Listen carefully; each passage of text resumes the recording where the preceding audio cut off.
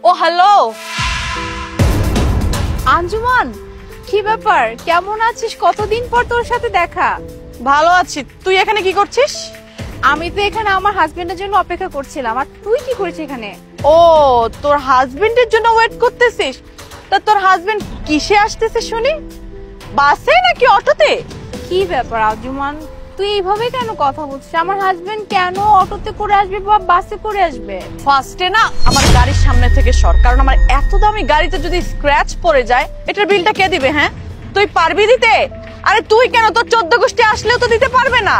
আঞ্জুমান, তোর সাথে কতদিন পর দেখা হলো, কোথায় যে আমার সাথে একটু ভালো মতো কথা বলবি, জিজ্ঞেস করবি যে আমি কেমন আছি, তা না করে যে আমার সাথে এরকম ব্যবহার কেন করতেছিস? আর তোর গাড়ির সামনে একটু দাঁড়িয়েছি, তাতে এমন কি ক্ষতি হয়েছে বলতো?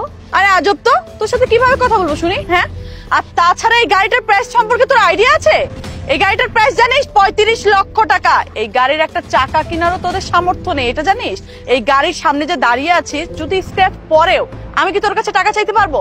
পারবো না, কারণ তোর কাছে তো কোনো টাকাই নেই। তুই টাকা কোথা থেকে দিবি আমাকে? আর তাছাড়া একটা কথা বলতো, তুই আমার গাড়ির সামনে দাঁড়িয়ে কি করছিস? আচ্ছা আঞ্জুমান, উনি কে? ওনাকে তুমি চিনো?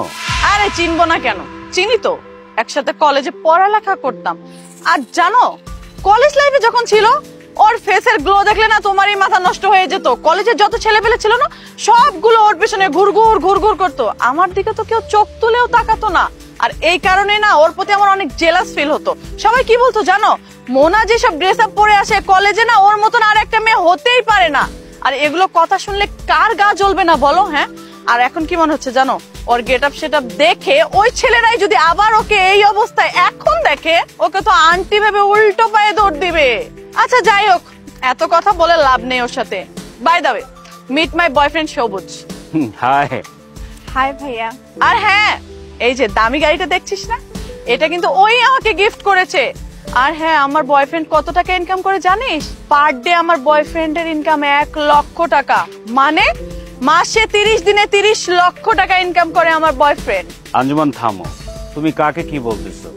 মাত্র 30 লক্ষ টাকা বলতেছো, এটা সামথিং বলছো, এটা আমার স্যালারি। কিন্তু এক্সট্রা ইনকাম কত টাকা তুমি জানো? মিনিমাম 60 থেকে 70 লক্ষ টাকা। আমরা কিভাবে চলতেছি, আমাদের ড্রেস আপ, আমাদের স্টাইল, আমাদের পজিশন, এসব না কার সাথে কি বলতেছো? সেটা দেখেই বোঝা যাচ্ছে সে একটা ছোট লোক, গরিব। তাই নাকি? এই গাড়িটা তোকে তো বয়ফ্রেন্ড গিফট করেছে? বাহ, গাড়িটা তো বেশ সুন্দর। তুই না বললি মাত্র যে ভাইয়া তোকে অনেক বেশি ভালোবাসে, তার ইনকাম সোর্স অনেক ভালো, প্রতি মাসে 30 লাখ টাকা ইনকাম করে। ভালোই তো, ভাইয়া যেহেতু সেটেল, ভাইয়া তোকে ভালোবাসে, এক কাজ কর, বিয়ে করে ফেল। শুধু শুধু প্রেম ভালোবাসা করে কোনো লাভ নাই।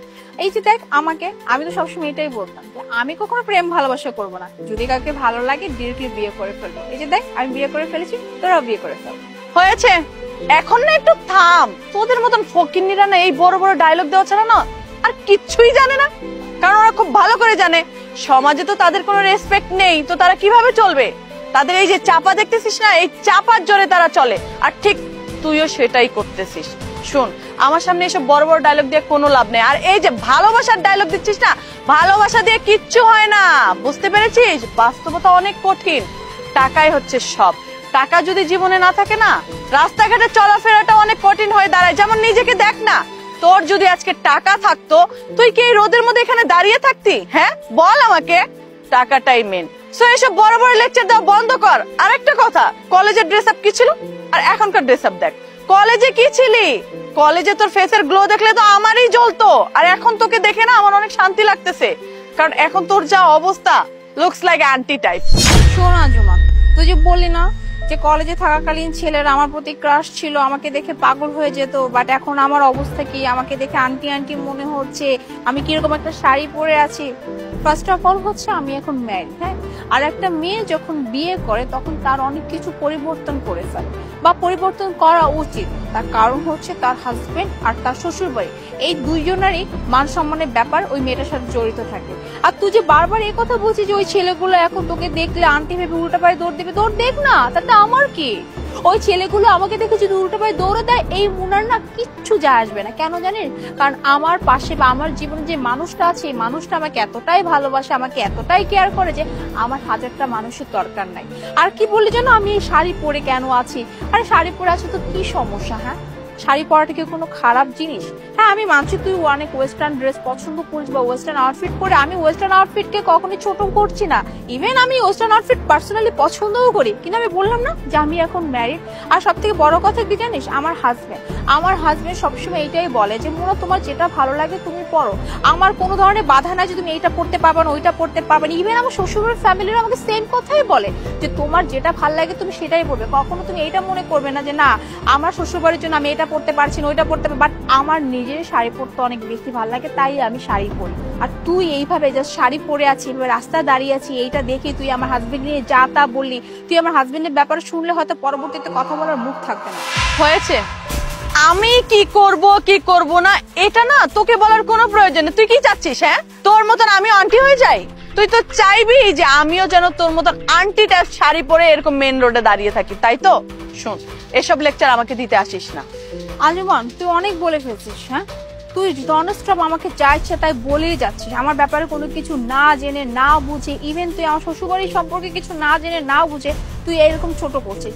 স্পেশালি তুই আমার হাজবেন্ডকে ছোট করছিস। তুই আমার হাজবেন্ডের ব্যাপারে কতটুকু জানিস? হ্যাঁ আমার হাজবেন্ড কি করে এটা জানিস? আমার হাজবেন্ডের ইনকাম সোর্স জানিস? যে তুই এইভাবে কথা বলছিস যে আমার হাজবেন্ডের মুরত নাই, আমার হাজবেন্ড এইটা করতে পারে না সেটা করতে পারে না, রাস্তাঘাট এইভাবে আমাকে দাঁড় করে রাখছে। কথাবার্তা না সাবধানে বলে, এখনো সময় আছে। আর সব থেকে আমার খারাপ লাগতেছে আজকে জানিস, তুই যে বললি না তুই আমাকে নিয়ে জেলাস করতি, এইটা ভেবে। কারণ তোকে আমি কত ভালো বন্ধু ভাবতে, ইভেন এখনো আমি ভাবি।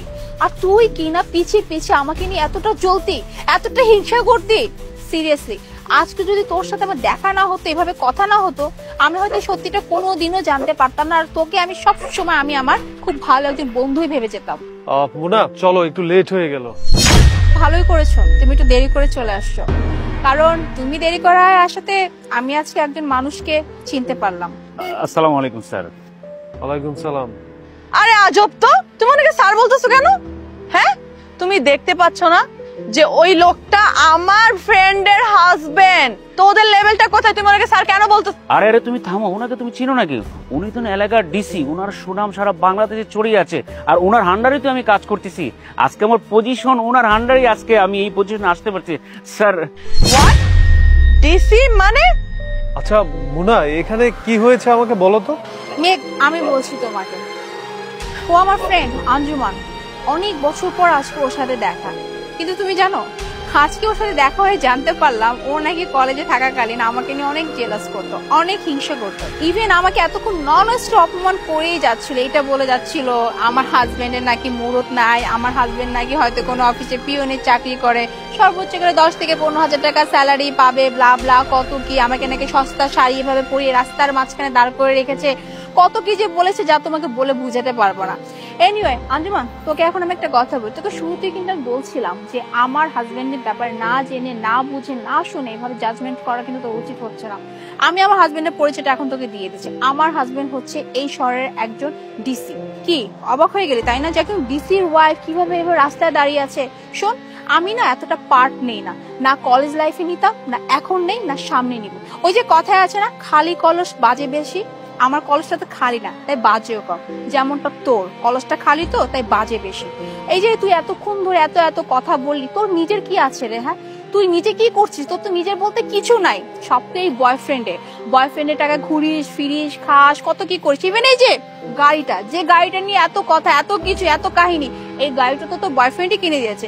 এখন সাপোজ যদি এই বয়ফ্রেন্ড তোকে ছেড়ে চলে যায়, তাহলে বয়ফ্রেন্ডের সাথে সাথে এই গাড়ি টাকা পয়সা তোর এই অহংকার দেমাগ সবকিছু চলে যাবে। তাই বলি কি, এখনো সময় আছে, নিজের জন্য ভাব, নিজে কিছু করার চেষ্টা কর। পরের টাকা ফুটাঙ্গি করে বেশি দিন চলা যায় না, সর্বোচ্চ গেলে 2 থেকে 3-4 দিন, 1 সপ্তাহ, এরপর কিন্তু আর চলা যায় না। তাই এখনো সময় আছে, ভালোবাসা আর মানুষকে মূল্যায়ন করতে শেখ। টাকা পয়সা আসবে যাবে, এটা কোনো ব্যাপারই না। এনিওয়ে তোর সাথে আমি আর কথা বলবো না, কারণ তুই আমার মুখটাই নষ্ট করে দিচ্ছিস। ভেবেছিলাম তোর সাথে আজকে অনেক বসে গল্প করবো, আড্ডা দিব, কিন্তু আসলে তুই সেটার যোগ্যই না। আচ্ছা মুনা, এদের সাথে কথা বলে সময় নষ্ট করে লাভ নাই, চলো তো। চলো।